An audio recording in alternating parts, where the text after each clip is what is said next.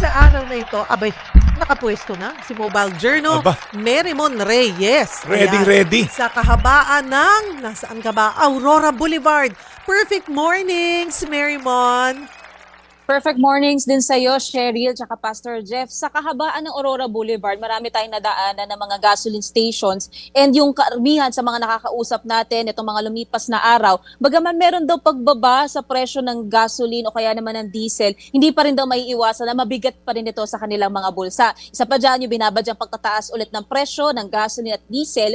Pero ngayon, may pagkakataon tayo makausap ang isang mototaxi rider, si Kuya Marty ito. 2 taon na siyang bumabiyahe bilang MC taxi rider, taga Pasig. Originally, nagtatrabaho si Kuya Marty sa opisina, pero dahil marami-rami siyang pinagagastusan, marami siyang pinag-aaral, anak, apo, nasa 4 ang bilang in total, kailangan niya muna raw humanap ng mas mapagkakakitaan. At ito na yon Wow. sa MC Taxi. Okay, Kuya Marty, suotin niyo muna po ito. Balik, mangungumusta lang po kami. Hi, Ngayon Marty. po ba, Hello po. Perfect Kumusta po mornings, Marty. Ay. Magandang umaga po. Ayan. Kuya Marty, yung magkano po ngayon kumusta ang pasada natin? Kung sa pasada po, depende po dun sa pumapasok na booking. Hmm. So, para sa akin po, yung pamamasada namin, okay, para sa akin po hindi naman po para sa lahat. Siguro, may nakakaramdam na paghina, pero para sa akin kasi, go lang Sige lang, Laban lang. para sa pamilya yung biyahe ko. Kasi pag titigil ako, wala. So, Malaking bagay din daw ang nasabi nga ni Kuya Marty, nakakwentuhan ko kanina na yung kumpanya kung saan sila tatrabaho, merong rebate na nakakatulong sa kanila. So sa unang 3 oras, tama ba sir, may 20% silang rebate. 25 po. 25% na nababalik sa kanila the next day. So yung budget nila na around 500 pesos para sa gasolina, doon din nila pwedeng Yun na makatap po. yung budget nila. Tama ba sir? yes ma'am, yun na po yun. Mhm.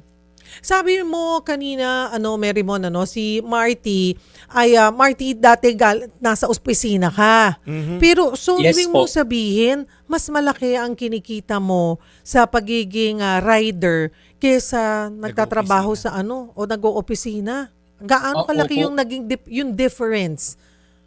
Ma'am, kung susumahin ko ma'am, hindi naman po sa word na pagmamayabang. Triple ma'am. Talaga ba? Bakit hindi Opo, ba ma'am. minimum wage ka nun? Kung Ma'am, nasa hindi opisina po. ka, hindi. Hindi po ma'am. Above minimum Aba. wage po ako. Tapos times 3 above. pa. Tapos times 3 pa. Yes po. Wow! Hanggang ngayon ba yung times 3 napapangatawanan? O lumiit nung nagtaasan yung presyo ng gasolina? Ma'am, dati ma'am, nung hindi pa ganun kataas yung gasolina, Mm. kumbaga yung 12 hours ko po, okay na po yun. Mm-mm. So ngayon, dahil sa tumaas po yung gasolina, nagdadagdag oras pa po ako para yung, kumbaga yung quota ko sa sarili ko, Mhm. makuha ko siya. Oo. Ano ba ang kota mo sa sarili mo? Yung quota ko po sa sarili ko, ma'am Yung malinis na. yung malinis ma'am, maka 2,000 po ako. Ba? 2,000 a day. And then, Yes ma'am. in a week, Marty, ilang araw ka bumabiyahe? Nagpapahinga ka ba? Ma'am, 7 days a week. Talaga? Opo ma'am, may pahinga lang po ako. Konting oras lang. Basta makatulog po ako ng 6 hours. Minsan nga po, hindi na nga po ako nakakatawag sa bahay. Kaya sabi ko, nakauwi na ako. Matutulog na ako, magpapahinga na. Dire-diretso na yun ma'am. Tapos gigising na uli ng umaga. Mhm. Diretso na po uli yun. Gaano ba kalaki yung pamilya na itong si Kuya Marty? Bakit parang more than 12 hours magkumayod? Kasi po, meron po akong 4 na anak. Yung panganay ko po, meron na pong asawa. Mhm. Yung pangalawa ko po, kolehiyo po. Tapos yung bunso ay second year high school po. Tapos yung apo po, panganay na apo, so since birth po, ako na po nagtaguyod hanggang sa ngayon po ay grade 2 na po siya. Yun. Mhm. So parang Yun po. apat Ang pa rin mabigat ang lang po sinusuportahan mo. Opo. Oo. So, alam mo, kung titingnan mo, kung talaga nakakakota siya ng 2,000 sa isang araw, kung times 30 natin yan, so around 60,000 pesos. Pero kung may isang kolehiyo ka, may isang high school ka, May apo pa. may apop ka, may Pinag-aaral. grade school ka, pinag-aaral mo lahat. At si Mrs. ba ay nagtatrabaho or nakatutok lang sa pamilya nyo? Nakatutok po sa pamilya na. Ayun. So, ikaw lang talaga ang kumakayod. Yes, ma'am. Ako lang po talaga. Okay. So imbes na Marymon, yung diskarte, Pastor Jeff, ni Marty, syempre kung mananatili siya dun sa 12 hours, 10 to 12 hours, lilit yung kita niya. Tama. 'Di ba? So ayaw niya maapektuhan yung kita niya. So yung katawan na lang niya ang ini-stretch niya for another few hours para maabot yung quota. Doon sa pag-abot mo sa quota mong 2,000, 'di ba sabi mo Yes, nga ma'am. minsan hindi na sumasapat yung 12 oras. Opo. Ilang oras yung pinakamahaba para maabot mo yung Yun. yung 2,000? Ano sa experience mo? Maabot ka ba ng 16 hours? Hindi naman siguro. Ma'am, 16 po. Tama po. 16? Yan, ma'am. 16. Diba? Tapos, Pinakamahaba na yon, ma'am. Oo. ilang oras ka natulog kasi kakayod ka ulit the following day. Anim Ano na sir, ma'am, ano po, bali, minsan 7, 6, 5. Pinaka-unti na po yung 5. Nagkakasya ba? Nagkakasya naman yung 60,000? Kasi sabi nga namin ni Pastor Jeff, 4 pinag-aaral mo. 'Di ba? Siyempre, gastusin sa kuryente, sa tubig, Ma'am, naka-budget mapagkain. na siya. Naka-budget na po talaga eh. Magaling mag-budget si Mrs. Ako po yata. Mas Hi, Mrs. Ano pangalan ni Mrs.? Joanne po. Hi, Joanne. O basta magaling mag-alaga din ng pamilya, 'di ba? Opo, opo. Pag opo. napapagod ka, kasi alam ko yung dedikasyon mo sa pagkita ng disente at maitaguyod at yung pamilya, syempre bilang haligi ng tahanan, napapagod din minsan, 'di ba? Kahit na sabihin mo dapat ikaw yung hindi nagpapakita ng kapaguran, Hinaan. panghihina, napapagod ka rin. Saan ka humuhugot ng lakas? Minsan, ma'am, napapabuntong hininga na lang ako. Minsan talaga kumbaga, pag napapabuntong hininga ako, sabi ko, kailan ba matatapos to? Mhm. Mhm. Kasi, gusto ko lang, kasi ako, ma'am, sa totoo lang, hindi naman po ako nakatapos sa aking pag-aaral. Mhm. Based on experience lang, kaya medyo nakapasok sa medyo magandang dati sa opisina. Mhm. So, gusto ko lang talaga makatapos yung mga anak ko. Mhm. Yun, doon ako umuhugot ng tibay, lakas, yung Mm. pagod, binabaliwala na lang po. Saan pumapasok? Kailan pumapasok ang Panginoon? Yun, pananampalataya. Araw-araw po. Mhm. Araw-araw po, bago po ako lumabas, bago ko po hawakan ng manibela ng motor ko, hindi po pwedeng hindi ako magpapasalamat, magdadasal sa Kanya, hanggang sa pag-uwi, paggising ko po, Panginoon po ang nasa isip at puso ko po. Mhm. Para magawa ko po yung araw-araw na task ko sa buhay, hindi po ako makakalimot sa task. Mhm. Sakto, Cheryl, Pastor, meron ako nakita, pinakasabit na rosaryo dito sa may handle ito ni Kuya Marty. Wow. At ang nasabi pa nga ni Kuya Marty, actually ang isang naging concern pero hindi na lang masyadong iniisip ngayon ni Kuya Marty, yung sa subsidies daw ng TNBS drivers o kaya ng mga mototaxi riders, sa lahat daw ng listahan na lumabas, wala raw ang pangalan ni Kuya Marty. Pero may isa siyang huling pinagpalistahan ulit at hinihintay niya na lang kung magkakaroon pa raw ba ng pagbabago doon. Pero hindi naman daw pwedeng hindi siya babiyahe. So imbes na hintayin niya lang yun, puhunan niya na lang yung sarili niya, papasada na lang daw siya para makuha yung extra Wow. budget sa pamilya. Parang pagod ka na, wala pa yung pangalan mo doon na inaasahan mong bonus man lang or makaluwag-luwag, wala pa. Pag ganyan yung nangyayari, sunod-sunod, sabi mo nga buntong hininga ka na lang. Kasabay ba dun yung buntong hininga na kinakausap mong Panginoon at ano ang idinadasal mo sa Kanya? Bali, ano po yung laging ligtas po ako sa kalsada, Yan. yung hindi po ako makatsyempo ng siraulong mga Road mga rage. nakakasabay. Yes po. Ako po minsan talaga, hindi naman po sa gano'n, medyo mainit din ang ulo ko pag sa gano'n. Pero minsan, syempre, dun sa mga napapanood natin, iniiwasan ko na po siya. Tama. Ayun po. Dahil nga po sa hirap ng buhay, lalo na napakainit. Kahit sa init po talaga nila, pinaglalabanan ko na. Pero syempre sa pamilya, 'di ba? Sa loob ng pamilya, pag ganitong may mga paghamon, kaganito, pagbabago na mas mahirap kumita ng pera, paano mo inakausap yung pamilya mo? Kasi 4 yung pinag-aaral mo. Syempre, hindi naman pwedeng kahit na gusto bilang isang ama, gusto mong ibigay lahat ng hiling sa'yo, ng anak mo, ng apo mo. Kailangan magaling kang mag-budget na katulad mo, Marty.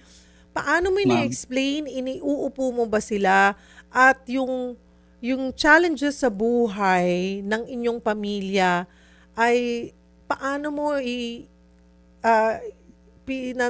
pinananatiling paalala sa kanila na mahal pa rin tayo ng Panginoon. Nandyan ang Panginoon watching over us. Kasi ma'am, sa totoo lang, nung nasa office po ako, hindi ko po maibigay yung pangangailangan nila. Yung pambaon ng school, kulang. Minsan pa nga po, ang inuulam na nga lang namin, lalo na yung apo ko, at saka yung bunso ko, toyo na nga lang po minsan Pero ngayon po, nung lumipat po ako dito sa pagra-rider, sumobra po talaga So, nakabili na po kami ng mga ibang gamit. So, yung hindi ko po na ibibigay sa kanila dati, na bilang rider ngayon, sumusobra pa sa naibibigay ko sa kanila. Yun po yung totoo doon. Goodness Siyempre of po, God. pagod.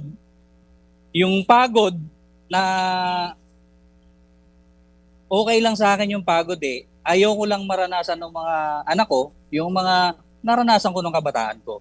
Ayun. Ano din Kaya yung... gusto kong iparanas sa kanila yung medyo maluwag. Hindi naman po yung sobrang luwag.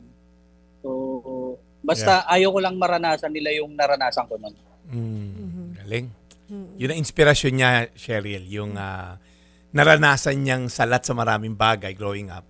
At least, di ba, Kuya Marty, yung kahit yung basic man lang, di ba? Hindi naman marangya, pero alam mong mas maluwag-luwag. So, saludo ako sa iyo, Kuya Marty. Salamat po.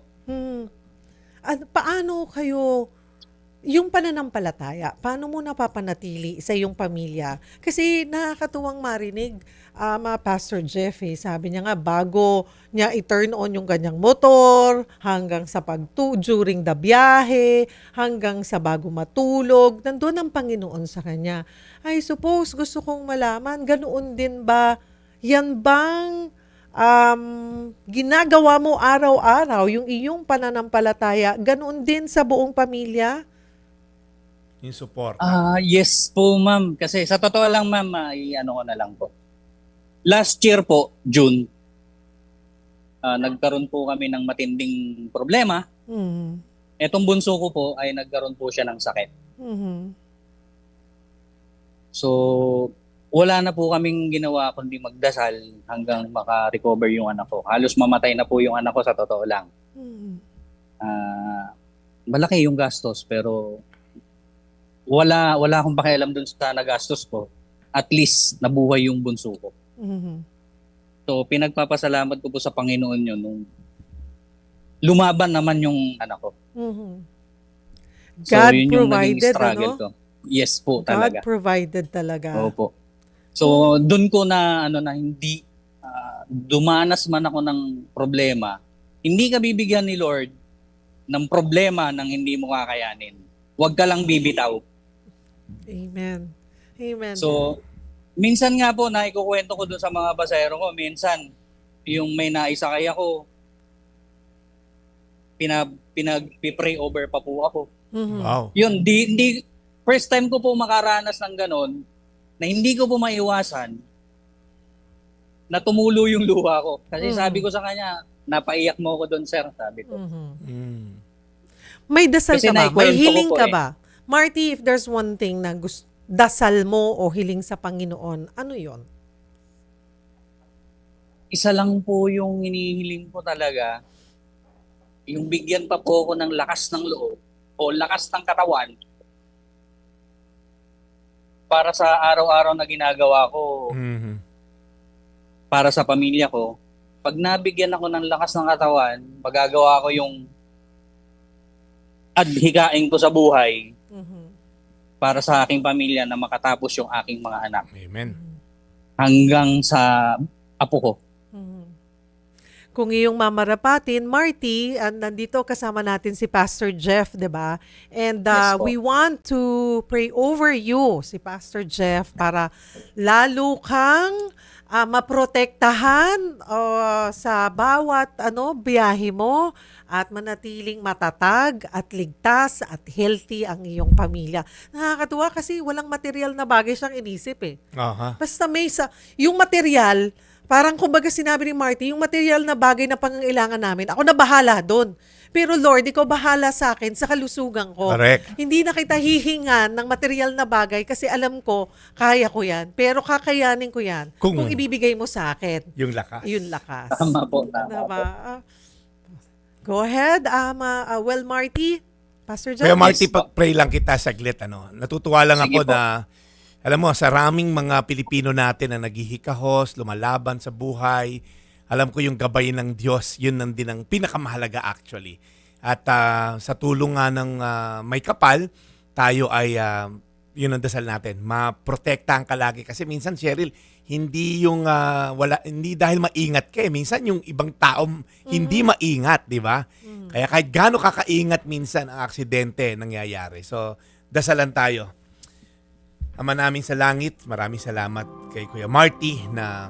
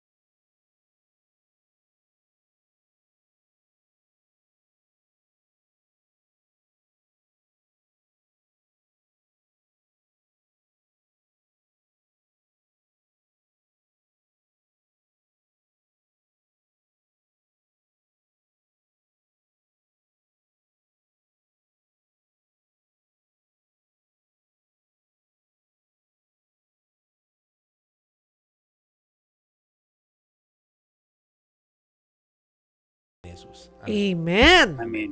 Amen. God bless you and protect you always and your family. Marty, Mary Mon, Yes, ibigay po. mo na kay Kuya Marty ang pauna nating regalo. Okay, kay Marty, wait lang. Ay, wait lang So daw. mula po sa Perfect Morning, nilapag kasi natin nasa may bangketa tayo. Ito ay galing po sa MX3, may kape, may Yan. capsules, at saka may Bible po para sa Okay, inyo. thank Na you mga po. oras na may pagniningay kayo. Ano po ang masasabi niyo, sir? Salamat po. Maraming salamat po. Napadaan lang pero salamat po dito sa MX3. Oo. Maraming salamat po sa inyo. Gamitin mo yung Biblia, gamitin nyo ng Yes inyong po. pamilya ang Biblia, Marty. Sabi mo nga, napadaan lang pero nagka-blessing. May Divine. rason ng Panginoon. Divine kung bakit appointment. ikaw ang kung bakit ikaw ang nakita ni Mary Mon. Ano bang ginawa mo, Mary Mon? Pinara mo ba talagang ganon? Para inabala mo? Sumakay po talaga. Sumakay talaga. Oo po. Oh. Yun. Ayan. Oh, tapos, saan ka pa magpapahatid, Mary Mon? Actually, kuya, lagay muna natin po yan dito sa paper bag para hindi tayo, yan, para may mapagsabitan kayo. Tapos, okay lang po ba, lalakad lang tayo kahit dalhin po natin yung motor. Tatawid lang po tayo, eto lang sa likuran natin. But wait, there's more. Oo. Kasi gusto ko sasakay ako doon sa may gas station eh. Tara kuya. May pa-vlogging, kunwari, effect. Kapag di ba tayo naririnig ni Kuya Marty, di ba? Sabi niya siguro ni Kuya Marty, di ka na lang maglakad. Pinagmotor mo pa ako. Sa kabilang kalsada lang pala. Ang kwento pa nga ni Kuya Marty kanina nung nakausap ko siya, eh dahil daw ngayon, Labor Day, so maraming rally sa paligid ng Maynila, kaya marami raw na mga motorista ang nahihirapan bumiyahe. Pero para sa kanya, yun nga, para makakuha nung budget para sa pamilya, sinusuong niya. Kaya kahit kanina may nadaanan daw siya na rally sa May Espana Boulevard, para nakiusap sila na baka pwedeng makiraan daw sila para makabiyahe, makapasada ng maayos. Tara dito tayo, kuya. Kagaya niyan, Marymon, pag holiday, mas matumal ang biyahe. Oo. Tsaka ang pagka sa mga normal na araw naman, traffic naman ang problema. Kuya, kaya tayo nandito, mamaya sasakay ako, pero ipapa-full tank ka po namin. At yung magiging sobra sa budget namin, para sa inyo na po yun, kuya. Eto po, suotin nyo na lang ulit. Ang napansin ko dito kay Kuya Marty, kamukha niya yung isang artista. Maraming artistang kamukha. Etong si Kuya Marty. Si Ma'am na. Papagas po. Why not? 'Di ba? So, Kuya Marty, after nating... Yes po. After ka ma-bless ng spiritual, yung prayer and all, ngayon naman yung physical na pangailangan. Ayan, yung MX3 natin, inumin mo yan. And now, Yes yan po. namang... ano ba tawag dito? Yung mechanical need ng motor mo. Kailangan kumpleto tayo rito sa show. Oo. Hindi kasi, 'di ba? Kagaya niyan. O hindi lang naman yung pang-araw-araw na paglalagay ng gasolina yung dapat nilang isipin, 'di ba, na itabi. Yung maintenance ng motor niya dapat nagsusubi rin siya in case of emergency. Kaya nga, pagdamutan mo yung munti Kasi po naming... talaga. Kasi po, bala ko blessing. na po magpakarga kanina eh. Aba? Bala ko na po talaga magpakarga kanina. Tingnan nga natin. May nag-book. Si Ma'am po yung nag-book. Inabala mo pala yung pagpapakargi. Kaya sabi ko, mamaya na ako kasi yung bababaan niya, gasoline station, doon na lang ako magpapakarga ka ako. Oo. May kapalit po pala. Ayun. Ipupultang po pala yung motor ko. Yung full tank po ng ganyang motor, Kuya Marty, ilang litro Yes po. yon? 3 liters, 3.9 liters po. Okay, almost 4 liters. Tapos yung 4 liters na yon, gano'ng katagal na itatagal Ilang nun? Ilang kilometro, oras? ilang- Ilang ano? Dito po sa NCR, siguro mga 17 rides po yun. Depende po sa layo ng mga pasahero. Oo. Nakakailang full So tank ka? matagal-tagal na rin po siya pag full tank po. So nakakailang full tank ka per day, Kuya Marty? 2 po. Dalawa. Dalawa. Magkano na ba ngayon dyan, Marymon, per litro? Tataas yan eh. Nasa 77. 77. Tataas next week ng hanggang 3 piso. So, sasampa na naman ng 80. Posibleng sumampa ng 80. So 300 plus pala isang full tank. 3 times 4, 320, 8 times 4 liters. Oo. Galing ng math. Oo. May talent. Hindi, kinumpit ko na sa 80 kasi kung 77, di natin masasagot. Sa 80 na tayo So, ba? ngayon, mo na siya. Oo. Pastor, tsaka Cheryl, Sakto mo hanggang 200. 2.5 liters na. So, nakaka 196, 198. Ayan. Mga bandang 200 pesos yung pagpapakarga ngayon para ma-full tank natin. Oo. Itong si Kuya Mark. Oo. So, mahigit kalahati na, halos kalahati na lang kasi yung laman ng kanyang tangke, kaya pala magpapagas na sumakay ka pa. Nabawasan At kuya, pa ito po yung lalo. bibigay namin sa inyo. Kasama na rin po dyan yung pambayad nyo sa utang. Totoo po. Opo, ano man Thank you po po. ang sobra ay i-keep nyo na po yan, pandagdag po sa inyong full tank o sa inyong kabuhayan. Or pwede rin naman, Ilang araw na rin po ito, ma'am. oo, Ilang araw na full tank na rin po ito. Opo, ay pwede rin pong, ang hiling lang po namin ay mag-ingat po kayo at sana'y Ay, panatilihin always po. yung matatag at malakas po ang inyong pananampalataya sa Panginoon at paalalahanan po ang ating pamilya na lagi na ang sentro ng inyong relasyon ay ang Panginoon. Yes po. Ano pang Amen panghuli po. mong ano? Kaya Pastor Marty, Jeff? yung Bible po, wag niyong i-display lang sa Ay, bahay. opo. Salamat po. Maraming salamat po. Pabasa mo sa misis mo or ikaw, Yes pag po. may mga downtime kayo, habang nagpapahinga ka, basahin natin. Yan ang Opo. magpapalakas ng yung spiritual, tapos magbibigay sa iyo ng physical na kalakasan pagka malakas Yes tayo po. sa spiritual. Opo. God bless you. Opo. Siguro magandang strategy, Marty, 'di ba? Kasi 10 to 12 hours wala siya. So, ang parang yung apo mo, yung anak mo na dalawa, parang pwedeng para ma-encourage sila masimulan ng pagbabasa ng Bible. Sabihin mo, tuwing uuwi ako or kahit na weekend, kwentuhan nyo nga ako ng isang storya sa Biblia or isang karakter na nakilala nyo sa Biblia. 'Di ba? Parang Opo, maging opo. point Tama po. of kwentuhan, but at the same time, tapos sabihin niyo mo, hindi ako nagkaroon ng pagkakataon na magbasa ng Biblia. Ano bang natutunan nyo para matutunan din ni tatay? 'Di ba? Opo. Ayun. Yun. Nako. God bless. God bless you always. And Maraming your salamat family. po. Thank you, Marimon. Thanks, Marymon. O, saan ka magpapahatid, Marymon? Naku, may pupuntahan pa ako along the way. Kaya papaliparin ko na lang itong motor ni Kuya Mark. Ikaw na mag-drive. Pwede. Si Uy, sanay yan. Campos ko Ikaw naman ba? yun. Sino yata? Marymon, ikaw ba yung sanay magmotor sa atin?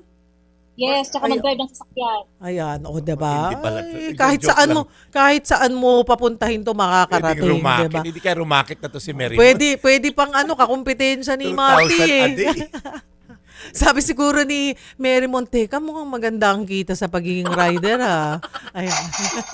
Pero ibang klase yung yung pagpupursige tsaka yung effort, yung energy na binibigay ng mga mototaxi riders. Kaya iba yung respeto ko talaga kasi kapag lalo na sa ating mga reporter o mga media practitioners, kapag kailanganin sumuong sa traffic, mga Oo. motor riders talaga ang isa sa maaasahan Oo, natin. So, totoo. laking bagay talaga nila. Totoo. Tama po.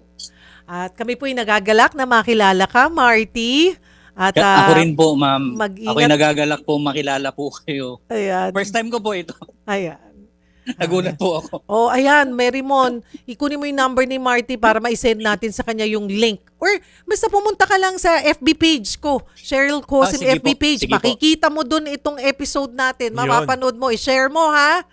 Sige po. Opo. Salamat. Share ko po dun sa mga kagrupo ko po. Yes, ayan. Thank you. Mag-ingat kayo. Thank you, Marymon. Salamat sa iyo, Marymon. Mga kapatid, sisikapin po namin na mas marami pa po kaming driver na mabigyan ng munting tulong at sa iba pa po nating kapatid na may kakayahan din tumulong. Sana ibuksan natin ang ating puso. Maliit o malaking halaga, malaking ginhawa na sa mga pinapasan po ng ating drivers araw-araw. Maipadama po sana natin sa kanila na hindi sila nag-iisa sa panahon ng pangangailangan. Ikalulugod po ito ng ating Panginoon.